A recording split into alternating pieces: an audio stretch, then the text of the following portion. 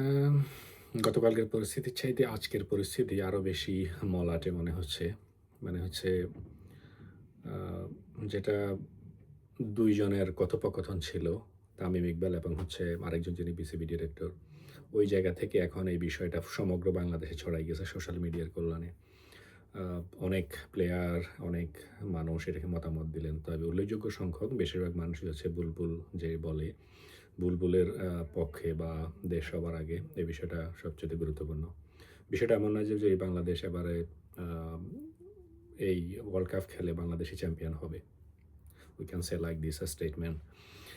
So আমার কাছে মনে হয় যে বুলবুল বাংলাদেশের ইতিহাসে যতগুলো স্বাধীনতার পরবর্তীতে বিসিবি অথবা যে ৯০ সাল ৯৭ সালে আইসিসি চ্যাম্পিয়ন্স ট্রফির পর থেকে সে তো হি is A legendary player. So তার জায়গা থেকে এবং তার প্রফেশনের জায়গা থেকে আই মিন তার মতো অন্য কোনো প্রেসিডেন্ট বাংলাদেশ কখনো পায় নাই যে শুধুমাত্র তার নিজ যোগ্যতায় এবং মানে তার মতো করে হয়তোবা আর দ্বিতীয় কেউ আসবেও না। যে মানুষটা তার খেলোয়াড়ি জীবনের পর থেকে কোনো ধরনের বিজনেস বা অন্য কোনো জায়গায় না গিয়ে শুধুমাত্র ক্রিকেটের কল্যাণেই কাজ করে গেছে সারা দেশ থেকে দেশান্তর। আই মিন আইসিসির আন্ডারে দীর্ঘ সময় ধরে তার অভিজ্ঞতা। সো ওই এবং তার অনেকগুলা যেই আইডিয়া, তার যেই পরিকল্পনা সেগুলা আইসিসি কি করতেছে মানে এক্সিকিউট করতেছে বিভিন্ন দেশে। তার তার মতো একজন মানুষ আমাদের দেশে কি হইছে? প্রেসিডেন্ট হইছে এবং তিনি ১ম এ তো হচ্ছে একটা অফিসিয়াল অর্ডারের মাধ্যমে হলেন, তারপরে হলেন নির্বাচিত। তারপরেও এখন আসি দেখবেন যে আপনি কিছু প্লেয়ার আজকে আমার খুবই খারাপ লাগলো যখন এর নাম কি? আ রিয়াসাত আজিমের কথা শুনে। আমি ৩ জন সাংবাদিকের নাম বলবো, যেগুলো হচ্ছে আসলে বাংলাদেশের ক্রিকেটটাকে কলুষিত করার জন্য এবং যে সমস্ত মানুষগুলা কলুষিত করে, যেমন যদি আমরা গত ১৫ বছরের পাপনের আমল ধরি। পাপনদেরকে টিকিয়ে রাখার পেছনে যে মিডিয়া সন্ত্রাস তার অন্যতম কারিগর হচ্ছে আমরা ৩ জনের নাম বলতে পারি, সবাই চেনেন। যেগুলো হচ্ছে রিয়াসাত আজিম, দেব চৌধুরী এবং হচ্ছে নওকার নোমান। এরাই হচ্ছে ইনিয়ে বিনিয়ে সবগুলা বিষয়কে যৌক্তিকতা তুলে ধরে। মানে পাপন সাহেব কেন অ জুতা না পরে ওয়াশরুমে গেলেন? পাপন সাহেব কিভাবে প্রধানমন্ত্রীকে কল করলেন? আফাকে কল করে কিভাবে কান্না করলেন? পাপন সাহেব ঘুমায় না ক্রিকেটের জন্য। পাপন সাহেব মানে কত রকমের কত কিছু। কিন্তু আপনি যদি অন্যদিকে চিন্তা করেন গত ১৫ বছরে এক্সাক্টলি প্রফেশনালিজমটাকে কি করা হইছে? মেরে ফেলা হইছে। এই যে পঞ্চপাণ্ডব যেটা বলা হয় তারপর থেকে অন্য কোনো ভালো কোনো প্লেয়ার উঠে আসে নাই। ওদেরকে ওই ধরনের এনভায়রনমেন্ট তৈরি করা হয়নি। মানে কম্পিটিটিভ এনভায়রনমেন্ট যদি না হয় কখনোই আপনি যোগ্য মানুষ গড়ে তুলতে পারবেন না। ওই জায়গাটাতে হচ্ছে আমি পঞ্চপাণ্ডবকে I am not going to underestimate but on the other hand আপনি যদি জাস্টিস করতে চান তাহলে এই পঞ্চপাণ্ডবের what is there contribution for as a team তাদের টিম কন্ট্রিবিউশনটা কী ছিল? তারা ব্যক্তিগতভাবে কেউ সাকিবের আমি সর্বশেষ একটা রিপোর্ট দেখি তার নেট সম্পদের মালিক প্রায় ৩৭০ কোটি টাকার উপরে বাংলাদেশে। এটা মানে সে এমপি ইলেকশন হওয়ার আগে। তারপরে হচ্ছে কি তার তামাম দুনিয়ার সকল ধরনের কেলেঙ্কারি তার সাথে জড়িত। অ্যাজ এ প্লেয়ার একজন আর he is a really good businessman. মানে কারাপ্টেড কাকে বলে? তারপর হচ্ছে মাশরাফির বিষয়টা আমরা সকলেই জানি। আমরা ক্যাপ্টেন বলে আমরা তাকে মানে অসংখ্য রিপোর্ট পাবেন সে পায়ে ধরে তার পায়ে ব্যথা নিয়ে সে খেলতেছে। ভাই তোমাকে বলছে কে খেলার জন্য? মানে তুমি একজন পঙ্গু মানুষ কেন খেলবে ন্যাশনাল টিমে? পঙ্গু মানুষকে এখানে মানে খেলার অনুমতি দিল কে? বিকজ অফ তোমরাই এটাকে ম্যানিপুলেট করছো। তোমরাই এই জায়গাটাকে জায়েজ করছো। এবং তার ক্রেডিটটা এই ধরনের সাংবাদিকরাই সবসময় মানুষের মনোজগতে একটা বিস্তার করছে যে তার কন্ট্রিবিউশন, তার স্যাক্রিফাইস। তার স্যাক্রিফাইসের দরকার নাই তো। আপনি পৃথিবীর অন্য দেশের দিকে তাকান, তার পারফরম্যান্স নাই। সে কি করতেছে? সে রিজাইন করতেছে। আপনি গত ১০ বছরে সবচাইতে বেশি সেঞ্চুরি করছে কে? আ ইংল্যান্ডের রুট।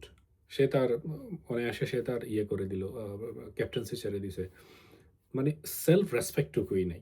প্রত্যেকটা মানুষ চায় সেই সবকিছু করবে, সেই সবকিছু করবে। সো এই যে এই ব্যাপারগুলা তারা তাকে তারপর আজকে আরেকটা দেখলাম আপনি অনেক সময় দেখবেন তামিম ইকবাল বাঙ্গা হাত নিয়ে খেলতে নামছে। তাকে বলছে কে খেলার জন্য? তারা এই ধরনের বাঙ্গা হাত, বাঙ্গা পা নিয়ে খেলতে হচ্ছে বাংলাদেশ ক্রিকেট বোর্ডে ওই পঙ্গুত্ব বরণ করছে। তাদের কারণেই হচ্ছে এই অবস্থা। তাদের কারণে নতুন করে কোনো একটা ছেলে চান্স পায় নাই। যে ছেলেগুলা চান্স পাইছে তারা পর্যাপ্ত সুযোগ পায় নাই। ১ ম্যাচ খেলার পর তাকে আবার বসায় রাখতে হইছে। তাদের গ্রুপিং এর কারণেই হচ্ছে বাংলাদেশ ক্রিকেটের আজকের এই অবস্থা। সো এই কথাগুলো কেউ বলে না। বলবে না কেন? বিকজ তারা সবাই everybody paid each other. Cricket board তার দুর্নীতিগুলা ইয়ে করার জন্য, তার করাপশনগুলাকে নিয়ন্ত্রণ করার জন্য এই ধরনের পেইড এই যে ফটো সাংবাদিক, তারপরে ফেসবুক সাংবাদিকতাগুলো নিয়োগ করে রাখছে যারা তাদের আশেপাশেই যায়। আপনি কয়টা রিপোর্ট পাবেন যে অন্য কোনো এক্স্যাক্টলি টেলিভিশনে করতেছে? সবগুলা দেখবেন যে ফেসবুক, ইউটিউব সবগুলাতে এরাই সবগুলাকে মানে সয়লাব করে ফেলছে সব ধরনের ইনফরমেশন দিয়ে। তাহলে আপনার ক্রিকেটটা উন্নতি কোন জায়গা থেকে আসবে? এখন বুলবুলকে নিয়ে ট্রোল করা হচ্ছে। বলে বুলবুলকে কি বলা হচ্ছে? বুলবুল যেটা করতেছে জেনে শুনে বুঝে অ্যাকর্ডিং টু দ্য আইসিসি ল, এটা আমাদেরকে বুঝতে হবে যে সে হেড অফিস থেকে কাজ করে আসছে। সে জানে how to deal with this institution. তাদের মানে ফোন চেক বিকজ অফ আমরা লট অফ টাইমস আমরা শুনছি যে ইনফরমেশন লিকস হয়। সো এই বিষয়টা নিয়ে আমি এগুলো রিয়াসাউদ্দিন বলতেছি ডিক্টেটরশিপ, মানে গভর্নমেন্ট আনঅথরাইজ অথবা কোনো গোয়েন্দা সংস্থা না গিয়ে কেন সে কী করলো এই ধরনের ফরেন্সিক ইনভেস্টিগেশন করলো। I think he has a right to do like this kind of forensic investigation because of this is his own body to how to run this team. So যদি কাউকে বিশ্বাস না করা হয় আমি তাকে টিম মেম্বার হিসেবে এটা আমি মানব না। তাহলে আমি কিভাবে তার সাথে কাজ করব? এই যে দালালগুলো শুধু দালাল একজন না। তামিম একা দালাল না। তামিমের উপরে তো তামিমের বড় ভাইরা আছে। তামিমের বড় ভাইয়ের উপরে সাংবাদিকগুলো আছে। এই যে দেব চৌধুরী আর রিয়াসাত আজিম হচ্ছে। আপনি তাদের নিউজগুলা গত ৫ বছর ১০ বছরের পড়ে দেখেন। ওদের সংবাদ সম্মেলনে ওরা কী ধরনের প্রশ্ন করে সেটা সংবাদ সম্মেলনে এসে একটা উল্টো প্রশ্ন করবে। পরের দিন দেখবে যে আরেকটা এটাকে রিকভারি করার জন্য আরেকটা নিউজ করে বলছে পাপনকে নিয়ে বা আরেকজনকে নিয়ে। এটাই হচ্ছে তাদের মানে পেট চালানোর অতি নোংরা মানের প্রফেশনালিজম। আমার দৃষ্টিতে তাদের এই ধরনের সকল ধরনের আনঅথরাইজ ইলেকট্রনিক মিডিয়া ছাড়া মানে এই ধরনের বিষয়গুলোকে আরও কঠোর হস্তে এদেরকে দমন করা উচিত। যারা এই ধরনের ফেসবুক মিডিয়া বা এই মিডিয়াগুলো থেকে ঢুকতে না দেওয়া উচিত। ইনফরমেশন তাদেরকে না দেওয়া উচিত। তাদেরকে মানে বিকজ তারা they show their back side যে তারা আসলে কার জন্য কাজ করে। আপনাকে তো আপনার প্রেসিডেন্টকে বিশ্বাস করতে হবে, আপনার রাষ্ট্রকে বিশ্বাস করতে হবে। সবার আগে মানুষের সেন্টিমেন্টকে বিশ্বাস করতে হবে। মানুষ আসলে কী ভাবতেছে? আপনি কী করবেন? ইন্ডিয়ার সাথে আমার কতগুলা বিষয় নিয়ে সমস্যা। সেই সমস্যাগুলো নিয়ে তো এদেরকেও নিয়ে কোনো কথা বলতে দেখা যায়নি। তো যেটাই বলব এটা আসলে আমাদের সকলের সচেতন হওয়া উচিত। এই ধরনের সিন্ডিকেট এবং দালাল চক্র, সাংবাদিক বলেন আর হচ্ছে প্লেয়ার বলেন, এদের প্রত্যেককে চেনা উচিত। সবাইকে ধন্যবাদ।